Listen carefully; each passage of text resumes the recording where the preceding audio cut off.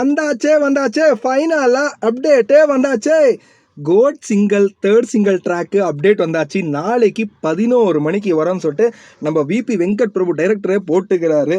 ஆனால் பயங்கரமான நியூஸ் என்னன்னா, அதில் ஒரு ஃபோட்டோ வந்து ஜூம் அவுட்ல தளபதியும் மீனாட்சி சௌத்ரியும் இருக்கிற மாதிரி ஒரு டான்சிங் ஸ்டில்லு பக்காவா தாறு மாறு தக்காளி சோறா தான் இருக்க போகுது.